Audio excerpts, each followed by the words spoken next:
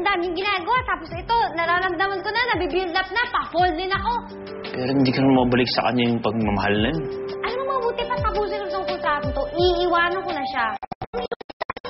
Pag nakikita kayo, huwag na lang kayo mag-usap. Ganun lang, deadmahan lang. Parang imposible naman yun. Paano mawawalan pagmamahal ko sa kanya kung parati ko siya nakikita? Alam mo, sobrang problemado, hindi nakakakain yun yan. Hindi po. Alam mo, hindi nakakatulog yun ngayon. Sa kakaisip sa akin. Tawagan mo na nga, kawawa naman. Baka naman isipin mo, may gusto ako sa kanya. Makisip pa naman utak mo. Sabi ko na nga ba, tatawag ka rin eh. Nasaan ka na ba? Justin, ako to. Elaine? May gagawin ka ba tonight? Samahan mo naman ako. Elaine, hindi ako pwede tonight kasi hindi ko pa si Jessie eh. Justin, akala ko ba ako yung importante? Ba't parang inuuna mo pang asawa mo ngayon? Elaine, dahil ng sabi mo, asawa ko siya eh. Kailangan ko siya hintayin. Okay, fine. Galit ka?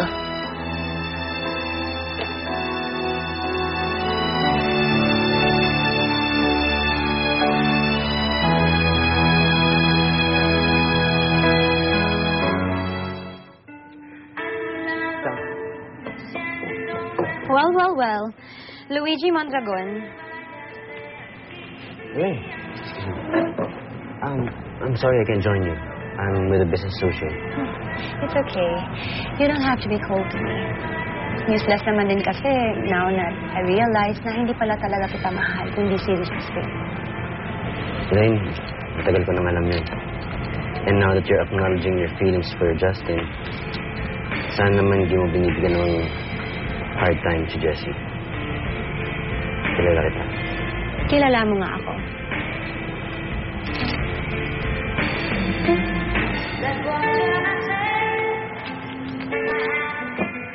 I'm sorry.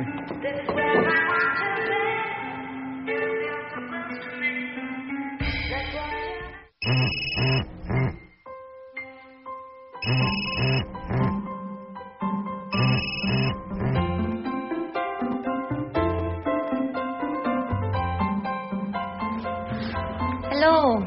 Hoy, Jessie, hindi ba sinabi ko sa'yo kapag gagabihin ka, sabihin mo sa akin? Nasaan ka ba? Diyos ko, ginising mo kung para lang sa tanong na ganyan. Kung may mga kailangan ka sa akin, isulat mo doon sa ref.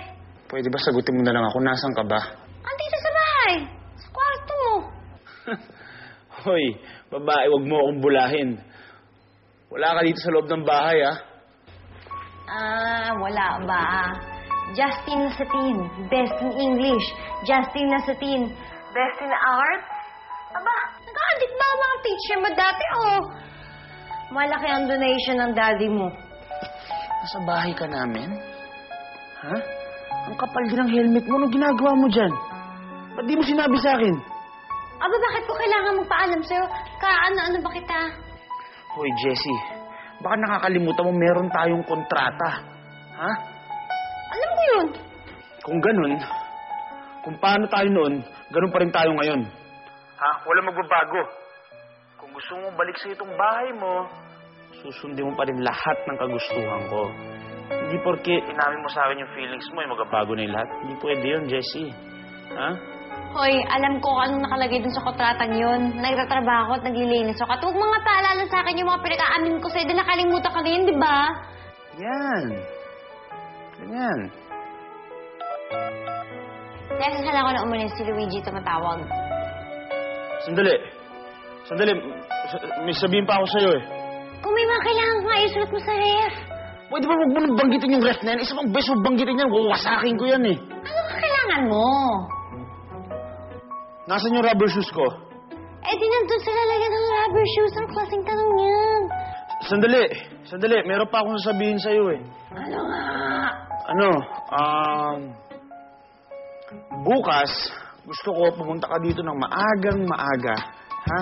Yung paggising ko, gusto ko naamoy ko na yung ulam ko. Nagluluto ka na. Ang gusto kong ulam yung tosino. Ha? Ay, hindi. Tapa na lang. Tapos, may itlog, scrambled, tapos kanin. Tapos, lagyan mo na rin ng konting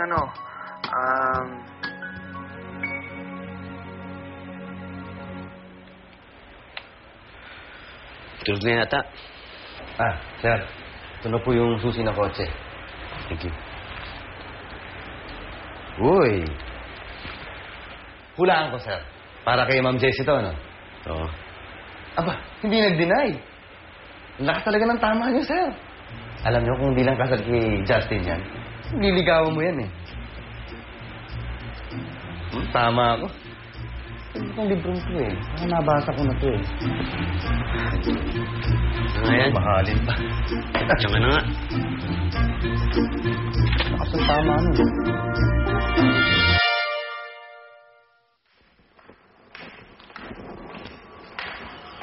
Saan punta yung babae niya?